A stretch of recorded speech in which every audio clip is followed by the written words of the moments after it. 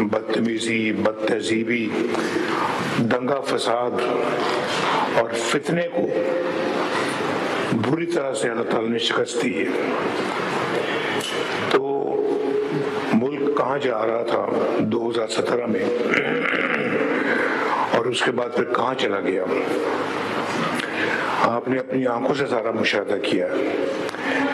تو مجھے بڑی اچھی طرح سے یاد ہے کہ ہماری گروتھ ریٹ بہت بڑھ رہی تھی، 3% پہ ہماری مہنگائی تھی، یہ 39% پہ لے گیا، اور اس کے بعد اللہ کے فضل و کرم سے پھر آج کتنے پرسنٹ ہے؟ 4% آپ کہہ سکتے ہیں، 4% پہ پھر آ گئی ہے۔ لیکن روپے کی جو حالت کی ہے انہوں نے، اس کا میرا خیال ہے کہ خمیازہ آج ہر پاکستانی بھگت رہا ہے۔ آپ ملک کے اندر بھی بھگت رہے ہیں اور ملک سے باہر جائیں تو آپ کو پتہ لگتا ہے ہر چیز کو، ڈالر کو آپ کو 270 سے جو ہے نا وہ ملٹیپلائی کرنا پڑتا ہے، تو پھر آپ کو روپے کی قیمت نکلتی ہے۔ پاؤنڈ کو 450 450 سے ملٹیپلائی کرے تو آپ کو روپے کی قیمت کا پتہ لگتا ہے۔ یعنی $1 میں $1 300 روپے کے لگ بھگ کا ہے، پاؤنڈ 400 450 کا ہے۔ اور یہ اپنا بیٹھے ہیں ہمارے محترم سعودی عرب سے ہمارے جی آزاد تبسم صاحب، ان کو پوچھیں کہ آج درہم کا اور اس کا سعودی ریال کا کیا ریٹ ہے۔ جب میں پرائم منسٹر تھا 1999 میں، مشرف نے جب مارشل لاء لگایا تو سعودی عرب ہم گئے، اس وقت سعودی ریال کا ریٹ کوئی 11 روپے تھا اس وقت، اس زمانے میں، اور آج کتنا ہے بتائیں۔ اور درہم کا بھی یہی حال تھا۔ تو بہت تباہی پھیلی ہے ہمارے جانے کے بعد لوگوں نے اس ملک کے اندر، اس ملک کا ستیہ ناش کر کے رکھ دیا۔ اور جو میں نے ابھی کہا کہ بدتمیزی، بد تہذیبی، دنگا فساد اور فتنے، تو پاکستان کا کیا کہتے ہیں بالکل نکال دیا انہوں نے بری طرح سے، ہمارا جو ہے نا جی دیوالیہ۔ اور پھر میں سمجھتا ہوں کہ جی ابھی پچھلی باتیں کرنے کا کوئی اتنا فائدہ نہیں ہے، آپ کو سب پتہ ہے، جو ہمارے ذرا تھوڑی سی بڑی عمر کے ساتھی ہیں ان کو سب پتہ ہے، چھوٹی عمر کے بھی پتہ، سب کو پتہ ہے، میرے دائیں اور بائیں بیٹھے سب کو پتہ ہے کہ پاکستان اگر وہ ترقی کی رفتار ہماری رہتی تو آج پتہ نہیں ہم کہاں پہنچے ہوتے، نہ ہمیں IMF کو کوئی فکر ہوتا، نہ دنیا کے اندر کوئی ہمارے فورن ایکسچینج کا ہمیں کوئی فکر ہوتا۔ ہمیں تو آج کل یہی فکر دے کے بیٹھ گئے ہیں کہ ہمارے ریزروز کتنے ہیں، IMF ہمیں یہ کرنے دے گا یا نہیں کرنے دے گا، تو ہم خود کئی فیصلے خود نہیں کر سکتے۔ بہت سارے فیصلے ہمارے یعنی کہ غیروں کے ہاتھ میں، اور غیروں کے ہاتھ میں انہوں نے دیے ہیں، ہم نے نہیں دیے، انہوں نے دیے۔ جو پاکستان کا جو حال تھا 2017 میں، 2018 میں،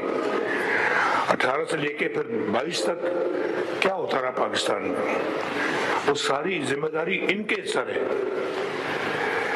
تو لوگوں نے میرا خیال ہے کہ جو ووٹ دیا وہ آپ کو کارکردگی کی بنا پہ دیا ہے، آپ کے کام اور آپ کی محنت پہ بل بوتے پہ دیا ہے۔ میں شہباز شریف صاحب کو اور مریم نواز شریف صاحبہ کو شاباش دیتا ہوں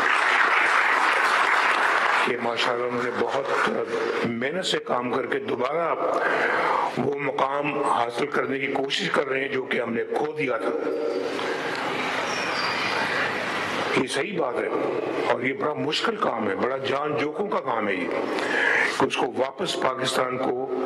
اس جگہ پہ لانے کی کوشش کر رہے ہیں۔ اللہ تعالیٰ ان کی کوششوں کو کامیاب کرے، اور ہم نے سب نے مل کے ان کا ہاتھ بٹانا ہے، شہباز شریف کا بھی ہاتھ بٹانا ہے،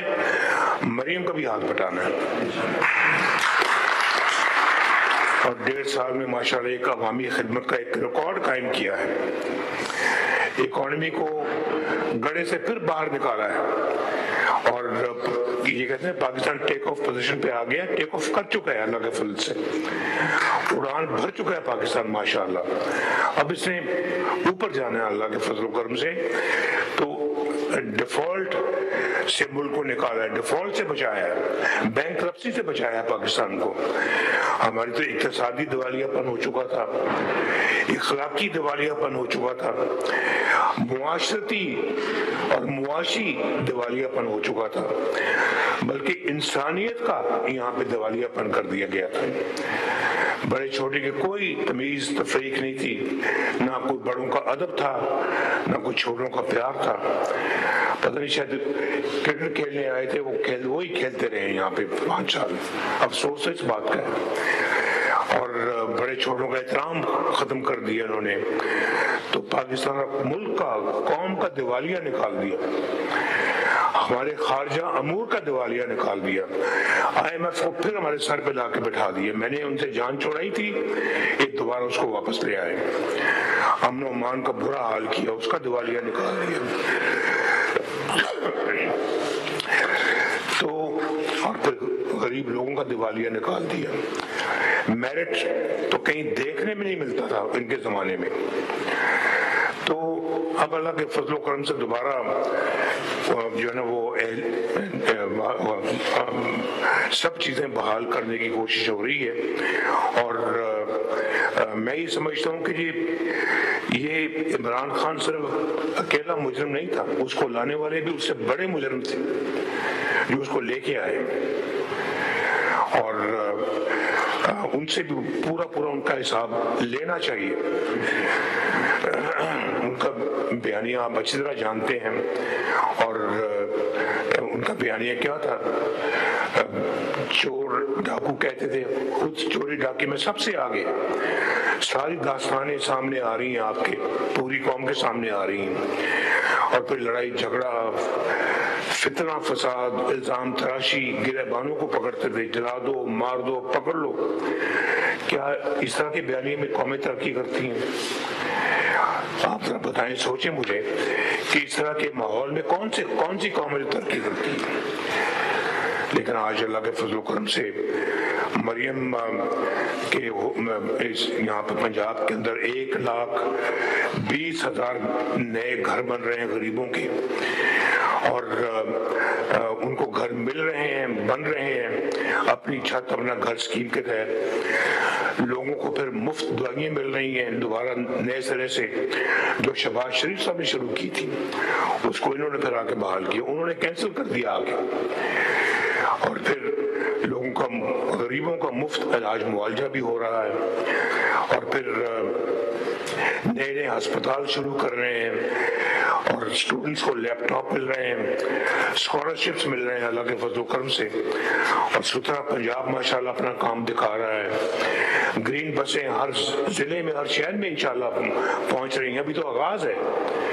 ابھی تو اگلے 3 سالوں میں انشاءاللہ تعالیٰ اس سے بہت آگے جائے گا کام، تو پاکستان کا، پنجاب کا امن و امان بڑا بہتر ہو گیا ہے، اور اب لوگ اپنے آپ کو کافی حد تک محفوظ محسوس کرتے ہیں، لوگوں کو راشن کارڈ مل رہے ہیں، اور پھر یہاں کوئی مذہب کی تمیز تفریق نہیں ہے،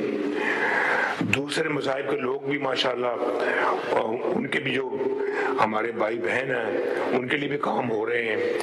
اور سیلاب میں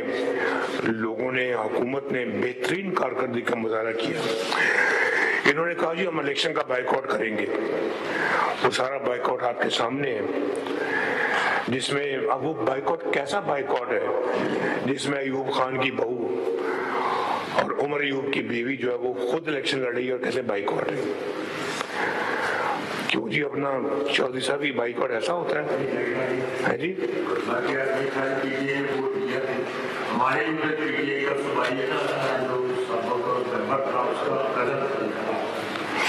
اور ان کے امیدوار کھڑے تھے، اس کی اپنے لیڈر کی تصویریں لے لے کے پھر رہے تھے، کر رہے تھے، ساری کیمپیننگ کر رہے تھے، اور یہ کہہ رہے ہیں بائیکاٹ نہیں، بس ٹھیک ہے، ٹھیک ہو گیا۔ تو وہ اپنا مجھے آپ بتائیں کہ ہری پور میں جو ہمارا پنجاب کے صوبے سے باہر ہے، جس کے یہ ممبر بیٹھے ہیں یہاں پہ ابھی الیکٹ ہوئے ہیں، میں آپ سب کو دل کی گہرائی سے مبارکباد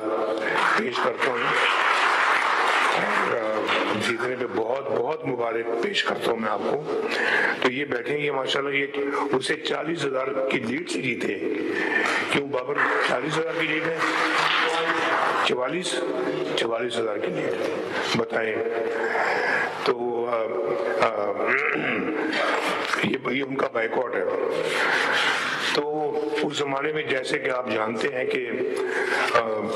جس طرح کی یہاں پہ انتظامیہ چل رہی تھی، ہر روز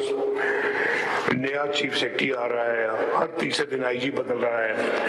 اور کوئی مستقل پالیسی نہیں ہے، کوئی مستقل اپنا مزاجی نہیں تھی، اور کوئی اپنا یہاں پہ